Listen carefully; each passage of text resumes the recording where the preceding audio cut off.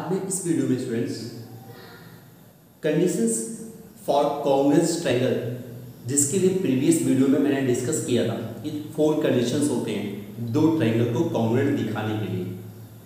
तो उनमें से एक जो है वो थ्योरम को हम प्रूव करेंगे। तो आइए पहले एक बार रिवाइज करा देते हैं। कॉन्ग्रुएंट वो 4 कंडीशन कौन कौन से होते हैं? एस ए कंडीशन होता है। दूसरा ए इसी की कॉर्नरी है एस। ऐसे एस मतलब समझ रहे हैं, एस मींस साइड, ए मींस एंगल। तो साइड एंगल साइड ये एक्सियोम्स था, यानी ये थ्योरम नहीं था, इसको आपको प्रूफ नहीं करना है। ये दूसरा नंबर था, तो इसे प्रूफ करना है। और एक तीसरा था ट्रिपल एस, और एक चौथा था क्लियर RHS। तो यहाँ स्टूडेंट्स हम इस दूसरे वाले कंडीशंस, यानी ये थ्योरम है कि ये एक्सियोम्स, इसको प्रूफ नहीं करना है, इस थ्योरम को प्रूफ करेंगे। यानी जब दो ट्रायंगल दिए होते हैं और उनमें एक एंगल और साइड और एंगल इक्वल दिए होते हैं, तो कैसे हम प्रूफ करते हैं। तो आइए देखते हैं इस थ्योरम को। तो मैंने ऊपर लिख दिया ASA congruence of triangle. Clear? तो एग्जाम में जब ये थ्योरम आता है स्टूडेंट्स, तो बस ये जो लाइन मैंने लिखी थ्योरम की, यही लिखा गया कि if two angles and the included side of one triangle are equal to the corresponding two angles and the included side of the other triangle, then the two triangles are congruent। तो इस concept के according पहले आपको diagram बनाना होगा। ऐसे सिर्फ इतनी line नहीं होगी। तो इसमें 3 बातें होती हैं जब किसी भी थ्योरम को प्रूव करते हैं। तो 3 बातें, गिवन दैट, दिया क्या है वो लिखते हो। दूसरा टू प्रूफ, मतलब प्रूफ क्या करना है। और तीसरा प्रूफ कैसे करते हो। ठीक है? तो आइए इसमें से सबसे पहले हम ढूंढते हैं गिवन दैट। याद रहे एक चीज कि SAS जो होता है, इस ट्रायंगल, इस कॉन्सेप्ट को हम प्रूफ नहीं करते। यानी अगर कोई दो ट्रायंगल में आपने दिखा दिया कि साइड एंगल और साइड इक्वल हैं, तो वो दोनों लिख सकते हो by this concept both triangle are congruent. Clear? क्योंकि ये प्रूफ नहीं करना है, प्रूफ आपको इसको करना है, तो इसी की हेल्प से हम करेंगे। क्लियर? तो आइए हम लिखते हैं, ये लिखिए। तो सबसे पहले मैंने क्या कहा, इस कॉन्सेप्ट के अकॉर्डिंग आप डायग्राम बनाएंगे। तो ये दो ट्रायंगल की बात कर रहा है, तो मैंने क्या किया, ऐसे दो ट्रायंगल्स बना लिए। देखो एक ट्रायंगल ये बना लिया और दूसरा ट्रायंगल ये बना लिया। ठीक है? अब एक हो गया आपका ABC, दूसरे को भी मैंने मान लिया PQR। और इस कॉन्सेप्ट के अकॉर्डिंग गिवन क्या है वो लिख रहे हैं कि अब जैसे प्रूफ करने के लिए 3 स्टेप मैंने बताया गिवन। तो आइए लिखते हैं इसमें गिवन क्या है। गिवन हियर, गिवन दैट, ये सॉल्यूशन आप लिख रहे हो। तो इसमें क्या दिया, 2 angles and the included side. तो कोई दो एंगल और उसके बीच में जो साइड है वो, तो चलो मैंने मान लिया B, ये B इक्वल दिस Q। ये इक्वल इसके बनेगा। तो गिवन क्या है, दो कोई एंगल मान लो, तो angle B is equal to angle Q। And तो पहले आगे क्या लिख सकते हो, गिवन, ये डायग्राम बना दो, देखो ऐसे। दूसरी बात क्या, इसकी इंक्लूडेड साइड मतलब BC इज इक्वल टू इसके QR एंड, क्योंकि साइड साइड एंड एंगल। और दूसरा आप इस एंगल को देखो C, this clear, and angle C is equal to angle R। यहां तक बात समझ में आई? क्योंकि कह रहा था वो दो एंगल और उनके बीच के साइड, ये हमने गिवन था। हाँ, अब प्रूफ क्या करना है। टू प्रूफ हियर, दिखाना है कि दोनों ट्रायंगल कैसे हैं, कॉन्ग्रुएंट हैं। Triangle ABC congruent of triangle PQR। यहां तक समझ में आ गया? तो अब आइए प्रूफ करते हैं इसको। प्रूफ करने में स्टूडेंट्स मैंने अभी बताया कि साइड एंगल साइड, उसी का आप हेल्प लोगे, क्योंकि वो एक्सियोम्स था, उसको प्रूफ नहीं करना था।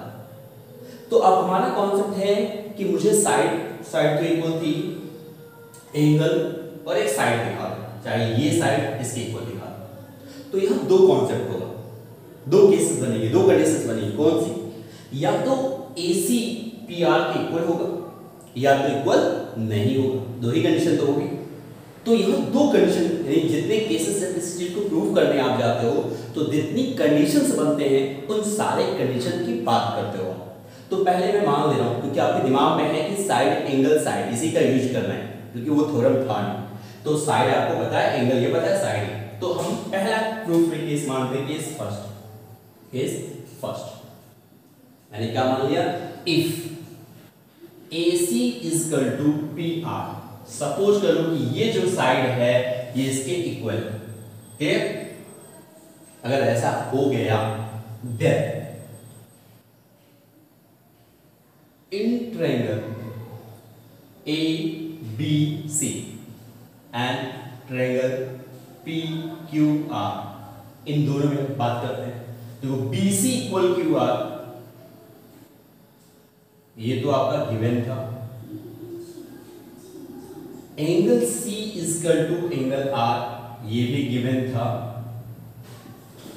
और AC equal to PR by assumption, आपने इसको माना है, क्लियर। तो भाई साइड एंगल साइड, देखो ये साइड हो गया, एंगल हो गया, साइड। तो किस रूल से कॉन्ग्रुएंट हो जाएगा, by SAS congruence rule. Triangle ABC congruent of triangle PQR, ठीक है।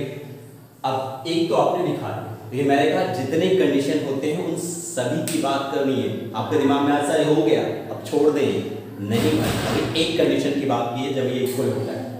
अब आइए केस सेकंड मानते हैं। तो केस सेकंड में क्या मानोगे कि सपोज कर लो कि ये दोनों इक्वल नहीं है, तो यहां मैं केस सेकंड लिख रहा हूं। ये सारी चीजें प्रूफमेंट में लिखनी पड़ेगी। आपने लिखा केस सेकंड, तो केस सेकंड आप क्या मानोगे, क्योंकि let AC not equal to PR, यानी आपने यहां मान लिया कि let AC not equal to PR। अगर ये इसके इक्वल नहीं है तब क्या करोगे, तो बाय एज्यूम्शन या बाय कंस्ट्रक्शन आप क्या करोगे, AC के इक्वल यहां एक लाइन ड्रा करोगे, ठीक है, वो मैं लिख रहा हूं। अब वो लाइन कैसी हो सकती है, अब यहाँ दो केसेस बनते हैं, लेकिन मैं एक ही कंडीशन में सारी चीज फॉलो कर दे रहा हूँ, एक ही कंडीशन में लिख दे रहा हूँ। क्या कि सपोज कर लो कि ये 5 है, ये 3 है, तो ये ग्रेटर हो गया ना इससे, तब इसके इक्वल बनाने के लिए क्या करोगे, इसको और आगे बढ़ाओगे, समझ आ रहा है। यानी अगर ये 5 हो गया, ये 3 हो गया, तो इसके इक्वल बनाना है तो क्या करोगे, इस RP को प्रोड्यूस तो करोगे। अगर दूसरा, तो मान लो यहां तक आपने प्रोड्यूस कर दिया, इसको कुछ मान लिया, कोई पॉइंट मान लिया, S मान लिया, सपोज कर लो इस S को मान लिया, तो ये RS, ये कंस्ट्रक्शन करोगे, इस AC के इक्वल हो गया। एक तो ये कंडीशन बनेगा। दूसरा क्या बनेगा, सपोज कर लो कि ये 3 है, ये 5 है, तो भाई ये 3 है, ये 5 है, तो ये तो बड़ा हो गया, तो 3 बनाने के लिए इसके अंदर ही कहीं पॉइंट आएगा। मतलब अगर ये आपका 3 है और ये 5 है, तो इसके 3 के इक्वल बनाने के लिए क्या करोगे, ये पूरा 5 है तो 3 यहीं तो कहीं बनेगा। तो एक कंडीशन ये हो सकता है कि AC जब PR से बड़ा हो तब ये पॉइंट बाहर इसके इक्वल कंस्ट्रक्शन करने के लिए बनाओगे, और जब ये छोटा होगा इससे, तो ये हो सकता है कि वो पॉइंट यहां आ जाए, ये S मैंने मान लिया। भाई दो यहां कंडीशंस बन सकते हैं, समझ में आ गया। तो यहां दो केस नहीं मान करके मैं एक ही कर रहा हूं, क्योंकि प्रोसीजर सब में सेम। तो यहां आप क्या लिखने जा रहे हो, लिखा आपने कि ड्रा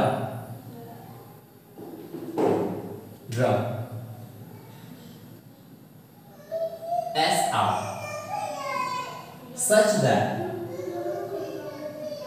यानी जो आपने SR ड्रा किया है वो किस तरह से है, equal to AC, draw SR such that SR equal to AC, या लिख दो AC इक्वल टू SR। बाकी की क्या ये समझ में आ गया। अब भाई मैंने कहा कि ये ग्रेटर है तो ये बीच में आएगा, अगर ये स्मॉलर है तो ये ऊपर जाएगा। बात देखिए, अब आगे क्या करोगे, इस S को Q से ज्वाइन करोगे एंड ज्वाइन SQ, यहां तक क्लियर हो गया। अब ये काम क्यों कर रहा हूं अभी आपको पता चल जाएगा। आपने क्या किया, इसको आपने ज्वाइन कर दिया,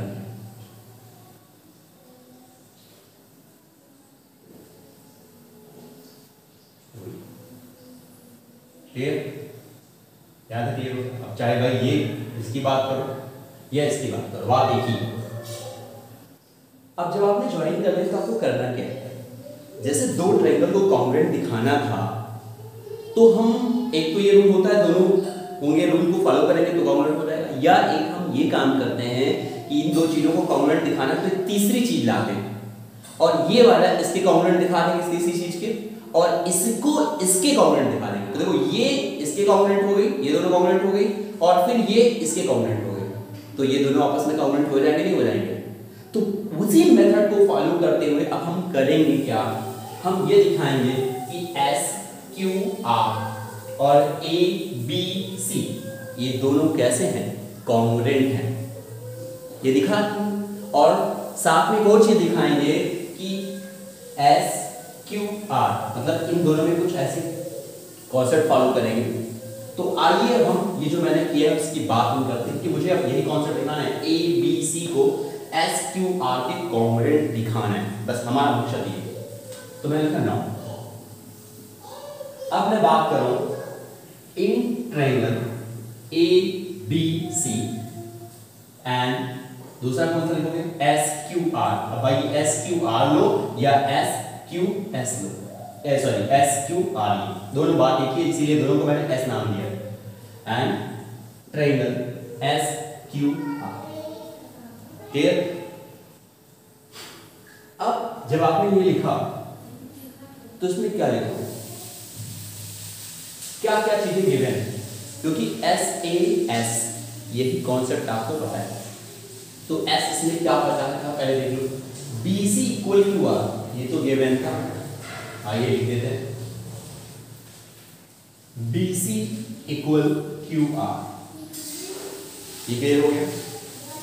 दूसरी चीज देखो, B C equal to R हो गया, ये गिवन था आपका, और एंगल सी इक्वल आर ये भी आपका गिवन था, angle C equal to angle R ये भी आपका गिवन था। और आपने जो AC लिखा है तो उसके अकॉर्डिंग एस आर या एस आर डिवाइड किया, क्लियर? ये एस आर मैंने कहा तब लिखोगे जब AC जो छोटा है एस आर से, और ये तब लिखोगे जब ये बड़ा है। तो यहां आपने लिख दिया AC is equal to SR, इस रूल से बाय कॉन्स्टेंशन, याद रखिए। तो भाई SAS कर दो बाय SAS रूल, अब वो कॉन्ग्रुएंसी रूल में मैं लिख रहा हूं, triangle ABC congruent of triangle SQR। क्या ये और ये, अब चाहे आउटर वाला चाहे इनर वाला, दोनों कैसे होंगे, कॉन्ग्रुएंट होंगे। तो स्टूडेंट अगर ये कॉन्ग्रुएंट होंगे तो कौन किसके इक्वल होगा, थोड़ा इसकी बात कर लेते हैं। अगर ये कॉन्ग्रुएंट है तो कौन किसके इक्वल होगा, इसका मतलब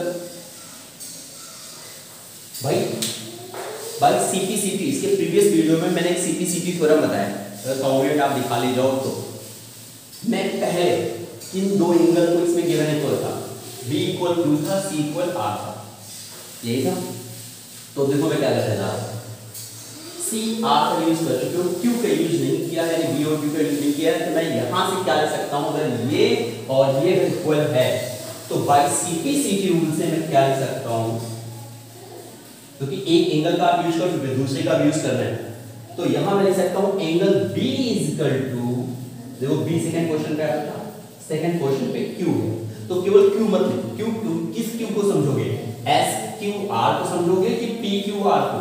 तो आपने दिखाया जो है वो क्या है, ABC आप यहां लिख सकते हो, ऐसे लिखो by CP/CP ABC is equal to angle SQR, ये चीज समझ में आ गई। ये तो आपने बाय CP/CP रूल से दिखाया है, बट आप एक चीज जानते हैं क्या, ये जो एंगल B है वो किसके इक्वल था, PQR के इक्वल था। देखो आपका लिखा था एंगल B इक्वल Q, तो B जो था Q के इक्वल होने का मतलब ये पूरा बाय Q, ये चीज याद रखिएगा पहले से, या यहां लिख दे रहे हैं कि B का मतलब क्या था, यहाँ यहाँ था ए बी सी था और इसका टू क्या था पी क्यू आर, ताकि आपको कोई कंफ्यूजन ना हो। तो बट आपने यहां लिख दिया कि हम जानते हैं A B C equal to हम जानते हैं क्या है पी क्यू आर है। तो इन दोनों से हम क्या लिख सकते हैं, इससे और इससे। सो राइट हियर ये दोनों सेम है, तो इनको आप लिख सकते हैं S Q R equal to P Q R. तो आइए देखते हैं इस फिगर में एस क्यू आर है कहां। एस क्यू आर आपका देखो यहां है, एस क्यू आर ये है आपका, ये है एस क्यू आर। और पी क्यू आर कहां है, पी क्यू आर आपका यहां है, देखो ये एंगल। तो ये दोनों क्या आपको इक्वल दिख रहे हैं, नहीं दिख रहे। तो ये इक्वल किस कंडीशन पे होंगे, अगर ये एस पॉइंट पी पर आ जाए तभी तो ये दोनों एंगल इक्वल होंगे। तो ये जो आपने लिखा व्हिच इज नॉट, या इसको लिख सकते हो this is not possible. But अगर ये पॉसिबल है, which is possible if and only if S and P R coincide, यानी एस और पी दोनों एक ही पॉइंट हो जाए तभी ये पॉसिबल है। समझ में आया? तो यहां आप लिखोगे which is possible, which is possible if and only if ये तभी पॉसिबल है if S and P points, both points ऐसे लिखो, both points are कोइंसाइड। समझ में आ गया? दोनों कोइंसाइड कर जाए मतलब दोनों पॉइंट एक ही हो जाए।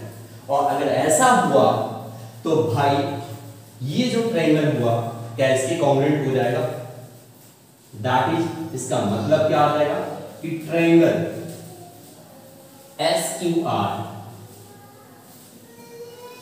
Congruent of triangle P Q R.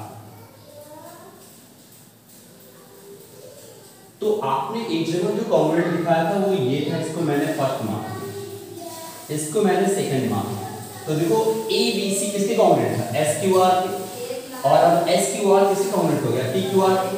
तो from 1 and 2, from 1 and 2 we have, हमें क्या मिलेगा, triangle A B C congruent of triangle P Q are.